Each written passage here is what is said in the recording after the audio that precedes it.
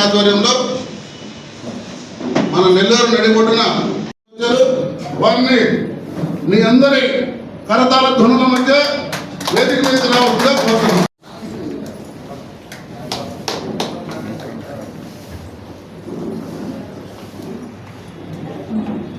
అలాగే దేవతనికి వెంకటపతి గారు, ప్రసాద్ గారు, దేవతలకి ప్రసాద్ గారు, వెంకటపతి గారు సన్మానించ.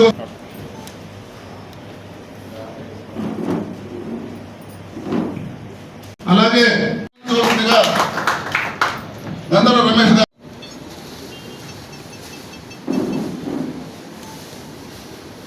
మేడం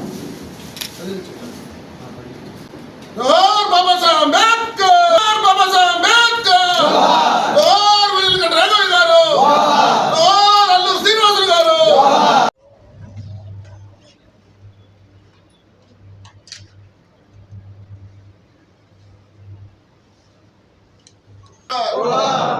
వీళ్ళకంటే రాఘవయ్య గారు, 23 బంగారు పథకాలు.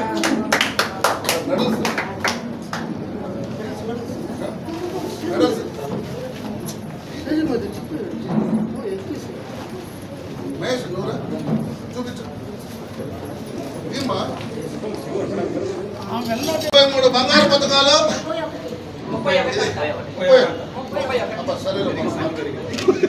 సన్మానం చేసే అదృష్టం మాత్రం సంతోషం ఉంది. రామసుబ్బమ్మ గారికి అందరూ కూడా కరతాళధ్వనులతో గట్టిగా మన గిరిజన జాతి ఒకటిగా ఈరోజు ఇంత పోరాటం చేసి స్థాయిలో ఉన్నారంటే. ఈరోజు టౌన్ హాల్లో యానాదుల గెజిటెడ్, నాన్ గెజిటెడ్ సంబంధించి ఈరోజు మా కుటుంబ సభ్యులందరితో కలిసి, సంఘ నాయకులందరితో కలిసి ఈరోజు ఇక్కడ మీటింగ్ పెట్టుకోవడం జరిగింది. ఏదైతే యానాదుల విద్యార్థి దశ నుంచి కూడా ఉన్నటువంటి ఒక మంచి మార్గాన్ని వేసుకొని ఒక మంచి భవిష్యత్తు కలిగే విధంగా మా కుటుంబ సభ్యులందరితో కలిసి మాట్లాడుకోవాలన్న ఒక మంచి ఉద్దేశంతో ఇక్కడికి మేము కూడా రావడం జరిగింది. నేను రావడం, వీళ్ళందరినీ కూడా కలుసుకోవడం చాలా సంతోషంగా ఉంది. నేను ఇలాంటివి ఎన్నో కార్యక్రమాలు చేసుకొని మేము కూడా దిశల వైద్యుగా ఒక గిరిజనుల అభివృద్ధి చెందాలని మేము కోరుకుంటూ, దానికి కావలసినటువంటి నేను కానీ మా హస్బెండ్ జయవర్ధన్ కానీ మాకు సంబంధించి ఎటువంటి సహాయం చేయడానికి ముందుంటామని, మా గిరిజన కుటుంబానికి సంబంధించి అందరూ కూడా ఒక మంచి ఉన్నత భవిష్యత్తులో నిలబడే విధంగా అందరూ కూడా ఉన్నత చదువులు చదువుకోవాలని, వారికి కావలసినటువంటి ఏమన్నా సహాయం కోసం మమ్మల్ని సంప్రదిస్తే మేము ఎప్పుడూ అందుబాటులో ఉంటామని తెలియజేసుకుంటూ, ఈరోజు ఇక్కడికి విచ్చేసినటువంటి అందరికీ కూడా నమస్కారాలు తెలియజేస్తూ, ఇంత మంచి కార్యక్రమాన్ని అరేంజ్ చేసినందుకు వెంకటపతి గారికి, చంచయ్య గారికి, ప్రసాద్ గారికి ప్రత్యేకంగా ధన్యవాదాలు తెలియజేస్తూ, సుధీర్ గారికి ఇలాంటి కార్యక్రమాలు ఎన్నో జరుపుకోవాలని మేము వాళ్ళని మనస్ఫూర్తిగా కోరుకుంటూ సెలవు తీసుకుంటాం. నెల్లూరు నగరంలోని టౌన్ హాల్లో యానాదుల గెజిటెడ్, నాన్ గెజిటెడ్ ఉద్యోగుల రాష్ట్ర మహాసభ కార్యక్రమాన్ని ఘనంగా నిర్వహించుకోవడం చాలా సంతోషంగా ఉంది.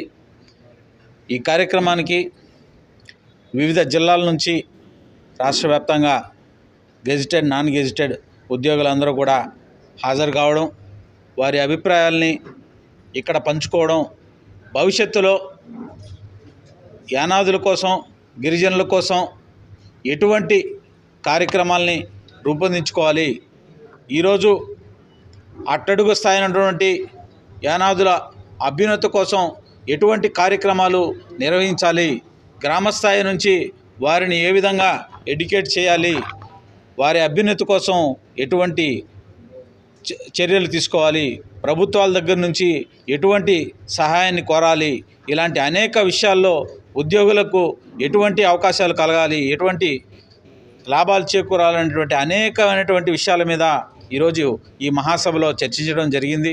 ఈ చర్చించిన అంశాలని భవిష్యత్తులో కార్యరూపం దాల్చే విధంగా ముందుకు పోతాం, ఆ కార్యరూపాన్ని విజయవంతంగా నిర్వహిస్తాం అని తెలియజేస్తూ ఈరోజు ఈ కార్యక్రమాన్ని ఇంత ఘన విజయంగా నిర్వహిస్తున్నటువంటి మన వెంకటపతి గారికి, చెంచన్న గారికి, సుధీర్ గారికి, ప్రసాద్ గారికి, ఇంకా చాలామంది ఈ కార్యక్రమంలో భాగస్వాములయ్యారు. వారందరికీ కూడా పేరు పేరున ధన్యవాదాలు తెలియజేస్తూ ఇలాంటి కార్యక్రమాలు మరిన్ని నిర్వహించాలని చెప్పి వారిని మనస్ఫూర్తిగా కోరుకుంటూ సెలవు తీసుకున్నాను. ఎందుకంటే బాగా చదువుకొని ఉద్యోగాలు చేస్తూ యానాదుల్లో కొద్దిగా స్థిరపడి ఉన్నారు, కడుపు నిండిన వారు ఉద్యోగస్తులు, వాళ్ళకి ఎందుకు అని చెప్పని కొంతమంది అవాకు చవాకులు లేదా తెలియని తనంతో మాట్లాడుతుంటారు. కానీ ఉద్యోగులుగా మేము, ఎంప్లాయీస్గా మేము మా ఉద్యోగ నిర్వహణలో ఎన్నో సమస్యలను ఎదుర్కొంటున్నాం. అది క్లాస్ 4 కాడి నుంచి గ్రూప్ 1 కాడి నుంచి ఐఏఎస్ దాకా వారు యానాది అంటే ఒక రకమైనటువంటి ఉద్యోగస్తుడికి మిగతా ఉద్యోగస్తులతో పాటు మమ్మల్ని చిన్నచూపుగా చూస్తూ ఉన్నారు. ఇవే కాకుండా ఈ రాష్ట్రంలో ఎస్సీ ఎస్టీ బ్యాక్లాగ్ పోస్టులు 6,000 పైచీలకు ఉన్నాయని చెప్పని ప్రభుత్వాలే చెప్తున్నాయి.